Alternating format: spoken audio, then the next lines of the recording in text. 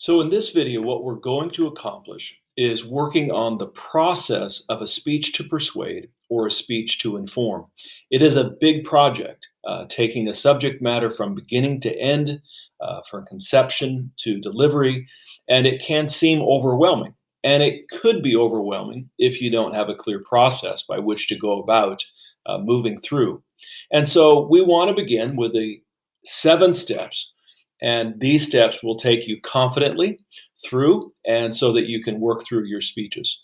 Number one, let's begin with a working thesis. Now, don't be afraid of the language of a working thesis. It is that we're looking for the idea and some sense of how you are going to approach that idea. Now, in a formal paper, the working thesis would maybe be a little bit more tuned in than in your speech moment here. Because you're going to learn a lot about the subject matter and about the delivery, and that needs to be very flexible. So you're going to create your working thesis with your best understanding, your best idea of what you're going to do, what you're going to say, and the purposes that you want to accomplish. Secondly, we want you to do a reference page, and that reference page could have 8 to 14 references. The number of references isn't as important as exhausting the subject. As you go out to Google Scholar or your library website, you'll find that there's research articles and authors who have spoken on that subject. And we want you to adopt language. We want you to see how they relate the subject to other subjects. We want you to really get in depth in the subject. Part of the challenges of doing these speeches is having something to say. And the more research that you do, the fuller and richer your speech will be. Now, as there are 7 processes, I'm suggesting that you take your time working through those.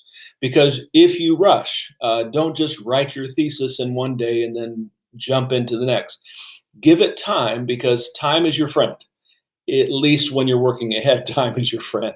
And so as well with the reference page and your research component of your speech, if you give yourself a few days to do research, that gives you time to be creative and think through thoughts and ideas. Third, the sentence outline. Now, full sentence outline, we discussed that in class. And the idea being that you have these sentences that are developed, that are written in a parallel form, but they give you a confident and a clear launching point each time you move into a specific section of your speech. And so work on those and develop those. And as you do that, then what your speech is about will become much more clear. You will have a lot more content than you'll be able to actually put in your speech if you've done your references and your research correctly. Number 4, the written introduction.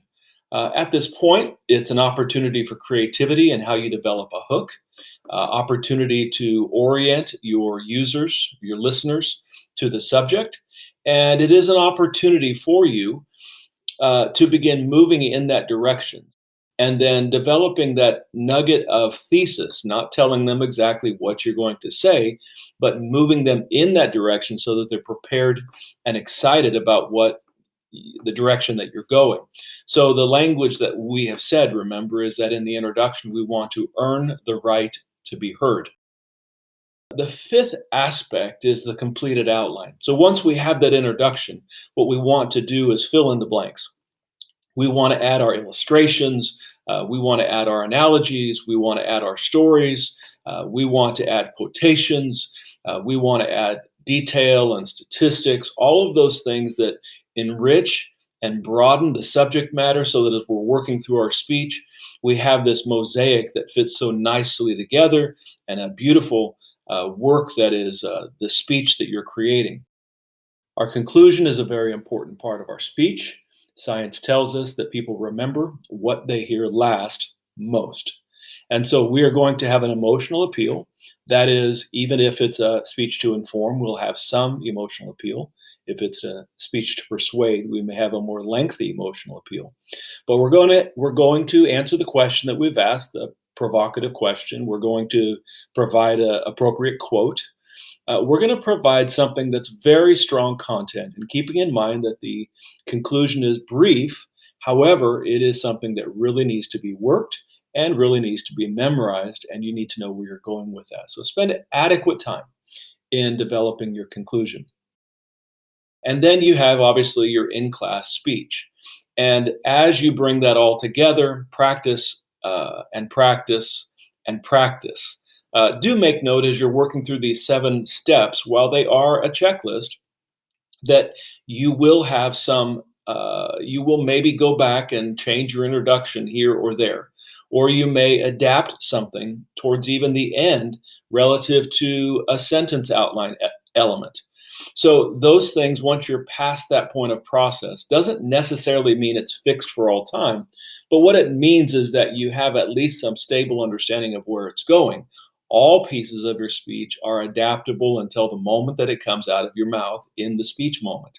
So work hard, be creative, be flexible, do all of your pieces in a nice, timely manner, but give yourself time to reflect and give yourself time to work through each of these processes. If you have 7 days to do these processes, then 1 day for each process. But if you have 7 weeks, then give yourself 1 week for each of these processes. So that's the basics of the time frame for a speech to persuade or speech to inform. Look forward to hearing what you have to present.